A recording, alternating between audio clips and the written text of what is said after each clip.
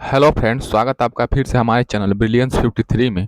तो हमने इसके प्रीवियस लेक्चर नंबर 11 में हमने लघुत्तरीय प्रश्नों के इस सीरीज में कंप्यूटर में हमने प्रश्न नंबर 10 तक पढ़ा था। आज के इस वीडियो लेक्चर नंबर 12 में हम लोग प्रश्न नंबर 11 से पढ़ेंगे। तो जल्दी से हमारे चैनल को लाइक शेयर सब्सक्राइब, जो भी इस क्लास को देख रहे हैं इस वीडियो को लाइक कर दीजिए। जो ना समझ में आए कमेंट कर सकते हैं और आप क्वेश्चन पूछ सकते हैं। टेलीग्राम से जुड़ के पीडीएफ डाउनलोड कर लीजिए। डिस्क्रिप्शन बॉक्स में सारे सब्जेक्ट का प्लेलिस्ट है, वहाँ से आप जाके सारे सब्जेक्ट को पढ़ सकते हैं, वो भी एकदम सीरियल से। लेक्चर 1 से स्टार्ट करिए और लास्ट लेक्चर तक जाइए। सारे प्रश्न वहाँ पे कवर किए गए हैं, चाहे वो एमसीक्यू हो। जितने संभावित एमसीक्यू बनते हैं, जितने संभावित लघुत्तरी, जितने संभावित अति लघुत्तरी, सारे प्रश्नों को हमने पढ़ा दिया है। तो जाइए, फर्स्ट सेमेस्टर वाले सब लोग वहाँ से जुड़ सकते हैं। देखिए प्रश्न नंबर 11, वेबसाइट क्या होती है? आपको पता है 8वां प्रश्न पत्र कंप्यूटर है, जिसमें से आपको 12 नंबर पाना होता है पासिंग के लिए। तो उसी के ध्यान में देखते हुए पढ़ना है, ना कि पासिंग के लिए बस नहीं पढ़ना है, अच्छा नंबर लाने के लिए पढ़ना है। कम से कम 25 में से 20 या 22 या 23 लाने का प्रयास करना है। प्रश्न नंबर 11, वेबसाइट क्या होती है? वेबसाइट का संबंध विश्व फाइलों, यानी कि जो भी पूरे विश्व में फाइलें होती हैं या सूचनाएं होती हैं के संकलन से होता है। आपको कोई भी चीज़ मान लीजिए चाहिए होता है, या कोई भी कंटेंट चाहिए या कोई भी इंफॉर्मेशन चाहिए, तो आप गूगल पे जाते हैं और सर्च करते हैं। वहाँ से आपको विभिन्न वेबसाइटें दिख जाती है, वहाँ से जाके आप अपने मनचाहा रिजल्ट ले सकते हैं। तो विश्व फाइलों के संकलन से होता है, जिसे WWW वर्ल्ड वाइड वेब कहते हैं। इसे आरंभ की फाइल या होम पेज कहते हैं, यानी कि इसे आरंभ की फाइल या होम पेज कहते हैं। एक संस्थान का व्यक्ति यह कहता है कि उनके वेबसाइट को किस तरह प्राप्त किया जाए, उनके पते का होम पेज देते हैं। ठीक है, क्या कहता है, आपको वेबसाइट दिया जाता है कि मेरा वेबसाइट ये है। होम पेज से तुम्हें उसके समस्त अन्य पेजों की साइट प्राप्त हो जाएगी। उदाहरण के लिए IBM हेतु वेबसाइट के होम पेज का पता http://www.ibm.com के रूप में दिया जाता है। होम पेज के अंतर्गत वास्तव में विशिष्ट फाइलों का नाम एवं इंडेक्स के रूप में HTML के विशिष्ट फाइलों का नाम होता है, और इंडेक्स के रूप में क्या होता है? इंडेक्स यानी कि जैसे आपका जब पाठ्यक्रम मैं बताता हूँ तो क्या है, उसके पहले इंडेक्स होता है। तो हाइपर टेक्स्ट मार्कअप लैंग्वेज के रूप में सम्मिलित किया जाता है। IBM के होम पेज के पते के अंतर्गत हजारों पृष्ठ सम्मिलित होते हैं। ठीक है, तो इसे ही वेबसाइट कहा जाता है।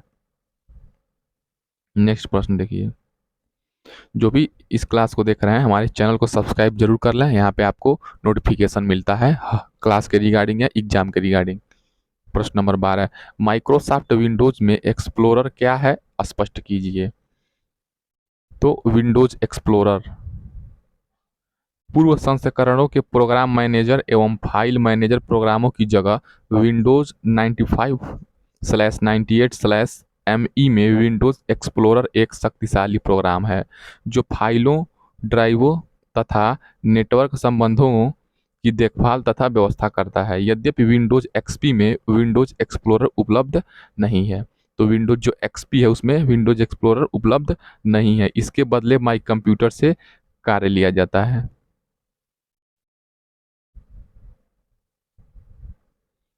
इंटरनेट एक्सप्लोरर वही होगा।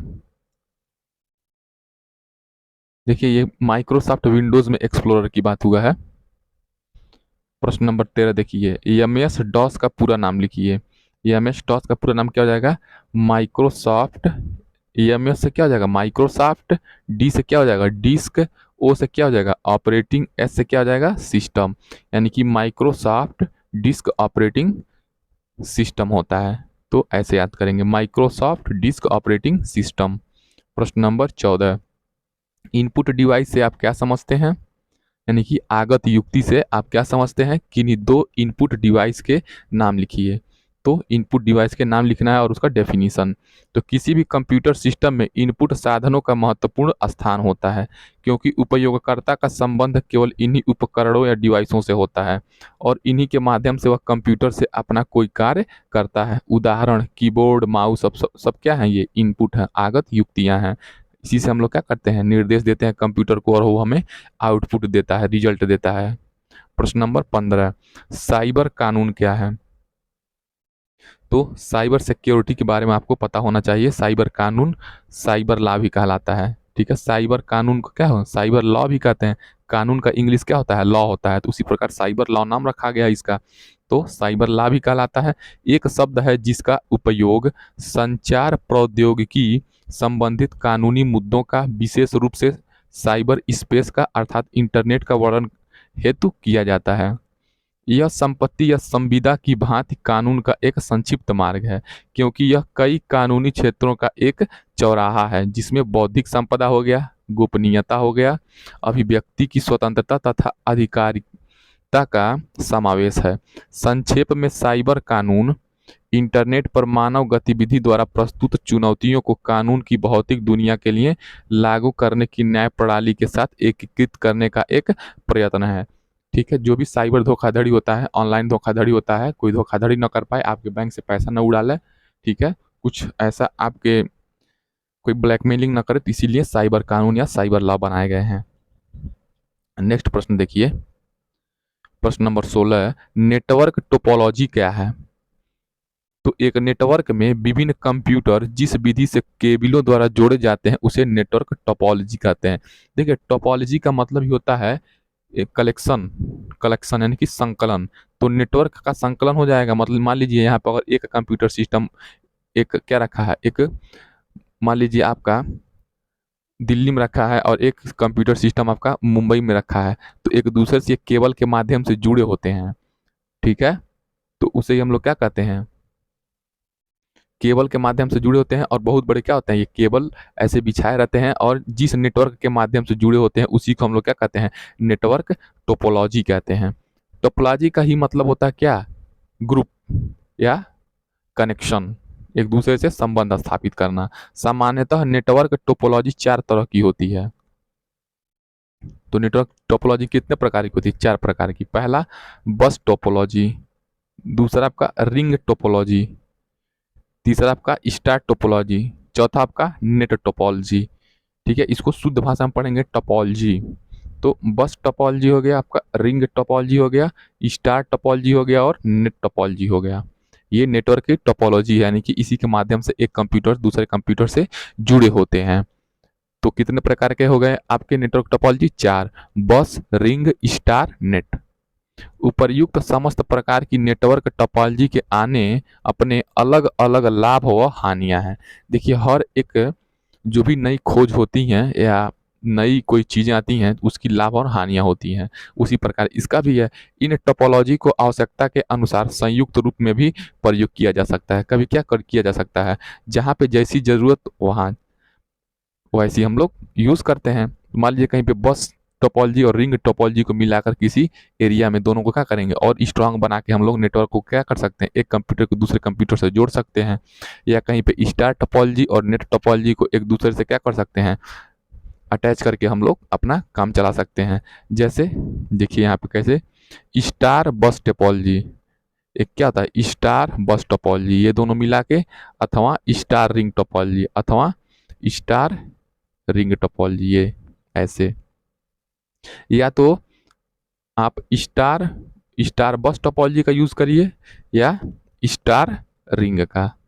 ठीक है, ये नाम है, ये कलेक्शन इन दोनों का क्या है, ये एक तरह से कह सकते हैं कि इन दोनों को मिलाया गया है। तो 4 प्रकार के टोपोलॉजी होते हैं, स्टार, बस, रिंग और नेट टोपोलॉजी। प्रश्न नंबर 17 देखिए, लॉग इन लॉग आउट क्या है? जब आप कोई भी ऐप या कोई भी सिस्टम आप कंप्यूटर सिस्टम ऑन करते हैं तो कहते हैं लॉग इन करिए या इससे लॉग आउट हो जाइए। तो लॉग इन देखिए, जो फ़ोन चलाता है उसे लॉग इन और लॉग आउट समझने में दिक्कत नहीं होगा।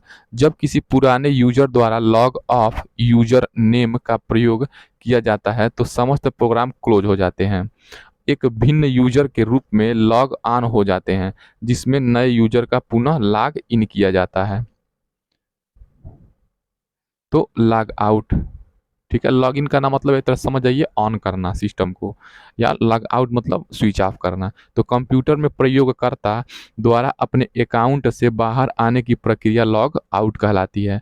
यानी कि मान लीजिए अगर आप कोई भी ऐप खोले हैं, जैसे मान लीजिए आप फेसबुक, व्हाट्सअप, इंस्टा कोई भी चीज़ खोल रहे हैं, उसमें देखेंगे जाके वहाँ पे रहता है आइकन्स बने रहते हैं, वहाँ पे लॉगिन और लॉग आउट का।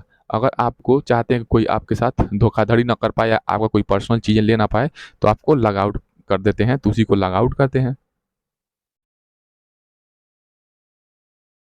प्रश्न नंबर 18, मीडिया प्लेयर का प्रयोग किस लिए किया जाता है? 2022 में पूछा है ये प्रश्न।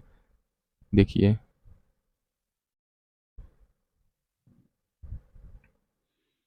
तो मीडिया प्लेयर का प्रयोग सिस्टम में सुरक्षित किसी वीडियो फाइल को देखने या चलाने हेतु किया जाता है। ठीक है, जिसे आपका एमएक्स प्लेयर होता है, उसी प्रकार कंप्यूटर में क्या होता है, मीडिया प्लेयर। आज शिक्षा का स्तर इतना उच्च हो गया है कि छात्रों को अपनी शिक्षण समस्याओं के समाधान के लिए भी कुछ ऐसी विशिष्ट शिक्षण सामग्री की जरूरत होती है जो कि उन्हें सीडी या डीवीडी के रूप में प्राप्त होती है। छात्र सीडी या डीवीडी को मीडिया प्लेयर की मदद से चलाकर उससे ज्ञान प्राप्त कर सकते हैं। यानी कि सीडी या डीवीडी आपको पता है जो कैसेट होता है, उसी प्रकार सीडी या डीवीडी क्या करते हैं, मान लीजिए उसमें आपका वीडियो लेक्चर है चाहे कुछ भी है, तो क्या करेंगे आप कंप्यूटर में उसे फिट करेंगे और उसके बाद क्या कर देंगे, मीडिया प्लेयर एक क्या है, सॉफ्टवेयर है, इसके माध्यम से हम लोग क्या करेंगे उसको ऑन करते हैं, बिना इसके हम लोग नहीं देख पाएंगे, बिना एमएक्स प्लेयर के वीडियो नहीं चलता है। उसी प्रकार आपका ये है मीडिया प्लेयर। प्रश्न नंबर 19, अपलोड का क्या अर्थ है? जब किसी व्यक्ति द्वारा कोई विशिष्ट जानकारी या सूचना या आंकड़े का ग्राफ या टेक्स्ट यानी कि लिखा हुआ चलचित्र यानी कि वीडियो आदि को किसी साइट पर, किसी भी वेबसाइट पर या साइट पर सर्वसाधारण के देखने यानी कि सभी के देखने के लिए सुरक्षित यानी कि सेव करने के लिए नेट पर जाता है, तो इस प्रक्रिया को अपलोड कहा जाता है। जिस प्रकार आपको यहाँ पे वीडियो अपलोड होता है चैनल पे, उसी प्रकार आपका क्या हो जाएगा, किसी भी विशिष्ट सूचना, आंकड़ा या चलचित्र वीडियो कुछ भी अपलोड कर सकते हैं हम लोग, वही उसी को अपलोड करते हैं। प्रश्न नंबर 20, स्क्रॉल बार की उपयोगिता लिखिए। माउस में क्या होता है, स्क्रॉल बार ऊपर नीचे ऐसे घूमता रहता है, घुमा सकते हैं आप अपने हाथ से। स्क्रॉल बार किसी विंडो में दिखाई जा रही सूचनाओं के एक सिरे से दूसरे सिरे तक जाने के साधन है। जो सूचना हमें इस समय दिखाई नहीं पड़ रही है, उसे देखने के लिए स्थान पर लाने में इनका प्रयोग किया जाता है। ये सामान्यतः ऐसी विंडो में दिए जाते हैं जिससे विंडो के छोटे आकार के कारण समस्त सूचनाएं एक बार में दिखाई नहीं पड़ती हैं। तो क्या करते हैं हम लोग, स्क्रॉल बार से ऊपर नीचे कर सकते हैं। स्क्रॉल बार दो प्रकार के होते हैं, एक क्या होगा, ऊर्ध्वाधर या वर्टिकल, क्षैतिज या हॉरिजॉन्टल। ऊर्ध्वाधर स्क्रॉल बार यानी कि वर्टिकली यानी कि ऐसे खड़ा जब रहता है इसका, ठीक है। ऊर्ध्वाधर स्क्रॉल बार का प्रयोग सूचनाओं में ऊपर से नीचे या नीचे से ऊपर जाने के लिए किया जाता है, नाम ही काम है। वर्टिकल यानी कि ऊर्ध्वाधर आपको पता होगा। इसी प्रकार क्षैतिज स्क्रॉल बार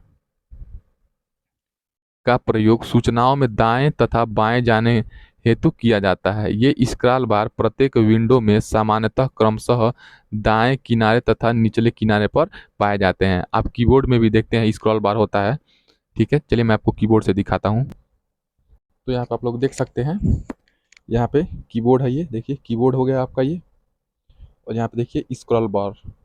माउस में भी होता है स्क्रॉल बार, देखिए कभी कभी माउस में जो स्क्रॉल बार होता है उसका यूज हम लोग यहाँ पे देखिए कीबोर्ड में कैसे करते हैं। ये कीबोर्ड है, यहाँ पे देखिए ये जो बटन है इसको ऊर्ध्वाधर यानी कि वर्टिकली देखिए ये ऊपर के फाइल को देखा जाता है, और उसे जब इसे इसे टच करेंगे तो नीचे का फाइल आता चला जाएगा, ठीक है। तो इसको क्या कहेंगे, वर्टिकल स्क्रॉल बार का काम ये करेगा, ये दो की है जो। और आपका क्षैतिज, तो क्षैतिज में कौन काम करेगा, ये वाला और ये जो एरो दिया है, एक दाएं और एक बाएं वाला एरो, और देखिए एक ऊपर वाला और एक नीचे वाला एरो। तो ये क्या हो गया, वर्टिकल ऊर्ध्वाधर स्क्रॉल बार का काम करेगा, और ये क्षैतिज स्क्रॉल बार का काम करेगा, ठीक है। तो ऊर्ध्वाधर स्क्रॉल बार का प्रयोग सूचनाओं में ऊपर से नीचे जाने के लिए किया जाता है, और क्षैतिज स्क्रॉल बार का उपयोग क्या किया जाता है, दाएं से बाएं, इसको क्या कहते हैं, दाएं से बाएं जाने के लिए किया जाता है। ये स्क्रॉल बार प्रत्येक विंडो में क्या दाएं से, देखिए ये नीचे दिया रहता है ऐसे, यहाँ पे देखिए इसी को कहते हैं स्क्रॉल बार। चलिए नेक्स्ट प्रश्न पे पढ़ते हैं।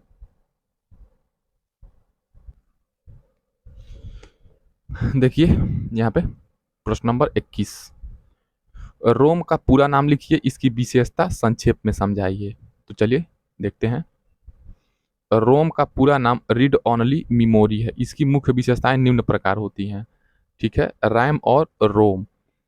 तो देखिए आपका, आप फ़ोन लेते हैं तो कहते हैं देखिए हमारे में 3 GB रैम है, 4 GB रैम है। तो क्या है, आपके फ़ोन में पहले से ऑलरेडी फिक्स होता है जो रैम होता है। 3 GB हो गया, 6 GB हो गया, या वटेवर कुछ भी हो, वो क्या होता है, वो फिक्स होता है। लेकिन जो रोम होता है वो फिक्स, सॉरी, वो जो रैम होता है वो, उसको क्या कहते हैं, टेम्पोरेरी कहते हैं रैम को।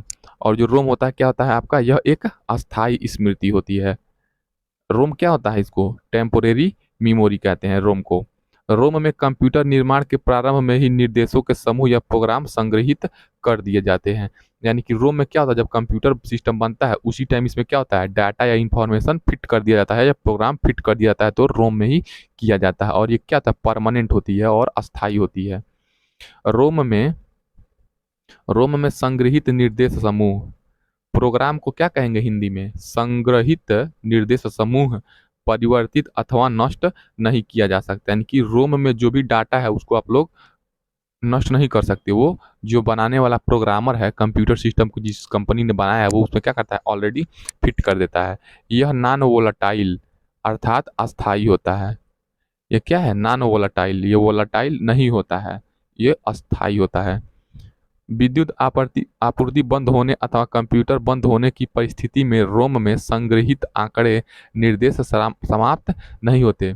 अगर आप कोई कंप्यूटर चला रहे हैं, अगर उस टाइम आप कुछ ने प्रोग्राम किया है या कुछ कार्य किया है कंप्यूटर पे, तो वो अगर इलेक्ट्रिक बंद हो जाता है या कंप्यूटर स्विच ऑफ हो जाता है, तो रोम में जो भी आंकड़े होंगे वो क्या होंगे, डिलीट नहीं होंगे। यह सेमीकंडक्टर चिप होती है। ठीक है, सेमीकंडक्टर या अर्धचालक हो इसको कहते हैं। तो किससे बना होता है रोम, अर्धचालक से बना होता है। हमारे भारत में बहुत जगह क्या मिला है, सेमीकंडक्टर की खदान मिले हैं। वहाँ पे क्या होते हैं, सेमीकंडक्टर के चिप बनाए जाते हैं। ये भी क्या है, सेमीकंडक्टर जो आपका है ये फिजिक्स में होता है। इसका बहुत बड़ा ब्रांच होता है फिजिक्स में, सेमीकंडक्टर फिजिक्स।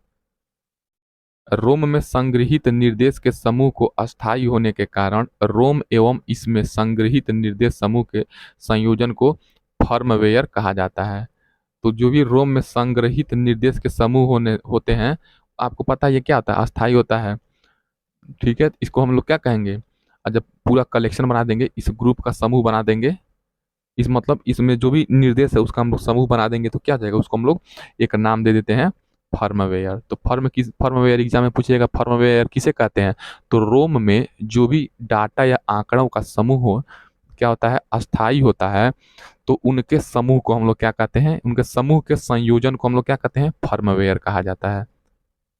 रोम में संग्रहित निर्देश समूह का प्रयोग मात्र कंप्यूटर को प्रारंभ करते समय ही होता है। 9वां, रोम एवं इसमें संग्रहित निर्देश समूह व मूल्यों की संपूर्ण प्रणाली को बेसिक इनपुट आउटपुट सिस्टम कहा जाता है। ठीक है, तो जो आपका BIOS है वो किसके अंतर्गत आता है, रोम के अंतर्गत आता है। रोम एवं इसमें संग्रहित निर्देश समूह व मूल्यों की संपूर्ण प्रणाली। तो रोम में जो भी आपका क्या है, प्रोग्राम हो गया या कोई भी वैल्यू हो गया, उसकी क्या होगी, जो टोटल सिस्टम होगी, उसी को हम लोग क्या कहेंगे, बेसिक इनपुट आउटपुट सिस्टम। तो रोम के बारे में देखिए, इतना आप लिखेंगे तो 2 नंबर मिलेगा। रोम का पूरा नाम और इसकी विशेषता। तो रीड ओनली मेमोरी हो गया, ये क्या होता है, नॉन वोलाटाइल होता है, और ये एक अस्थाई स्मृति होती है। और इसमें कंप्यूटर के बंद होने पे इसमें से डाटा आंकड़े डिलीट नहीं होते हैं। सेमीकंडक्टर चिप होती है। और इसके जो भी आंकड़ों के समूह को हम लोग क्या कहते हैं, समूह के संयोजन को क्या कहते हैं, फर्मवेयर कहते हैं।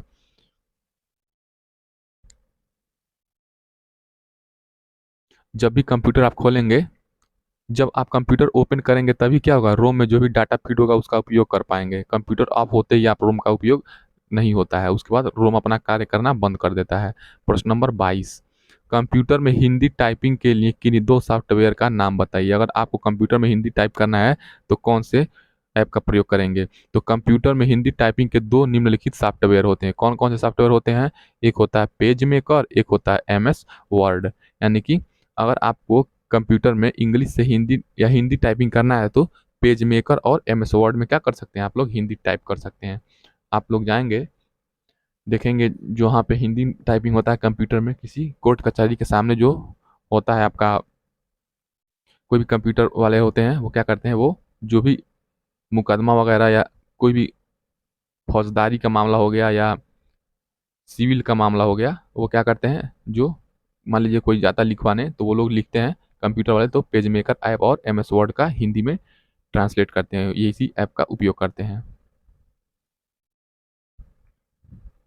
प्रश्न नंबर 23, विभिन्न ऑफिस पैकेजेस कौन कौन से हैं, किन्हीं दो के नाम लिखिए। तो वर्तमान में कई प्रकार के ऑफिस पैकेजेस प्रचलित हैं जिनमें प्रमुख निम्नलिखित हैं। ठीक है, माइक्रोसॉफ्ट ऑफिस जो कंपनी है उसी को हम लोग क्या कहेंगे, ऑफिस पैकेजेस कहेंगे। माइक्रोसॉफ्ट ऑफिस 2007, यह कार्यालयों में उपयोग में आने वाला सबसे महत्वपूर्ण पैकेज है।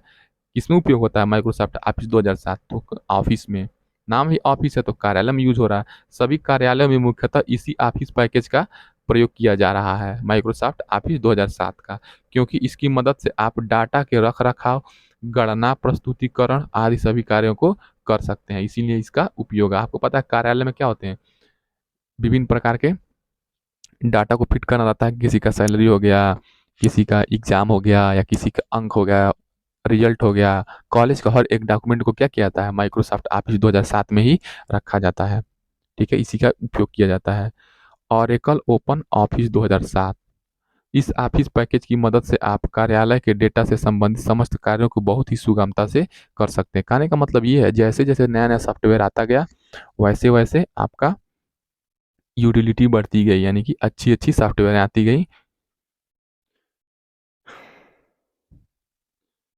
इसमें आप आंकड़ों के एकीकरण यानी कि संग्रहण, व्यवस्थीकरण आदि कार्यों का निर्वहन किया जाता है। ठीक है, इस प्रकार आपका MS ऑफिस के बारे में हो गया। ऑफिस पैकेज दो का हो गया, एक माइक्रोसॉफ्ट ऑफिस 2007 और ऑरेकल ओपन ऑफिस 2007। आप MS एक्सेल का भी लिख सकते हैं। ठीक है, MS एक्सेल हो गया, चाहे MS पावर पॉइंट हो गया, कुछ भी, जितने ऑफिस पैकेजेस हैं। तो देखिए इस प्रकार हमने प्रश्न नंबर 23 तक पढ़ लिया है। तो हमारे चैनल को लाइक शेयर सब्सक्राइब कर दिए। नेक्स्ट प्रश्न हम लोग नेक्स्ट वीडियो से पढ़ेंगे। मिलते हैं नेक्स्ट वीडियो में, तब तक टेलीग्राम से जुड़ के PDF डाउनलोड कर लीजिए, और हर एक क्लास का लिंक है इस वीडियो के डिस्क्रिप्शन बॉक्स में। मिलते हैं नेक्स्ट वीडियो में। जय हिंद।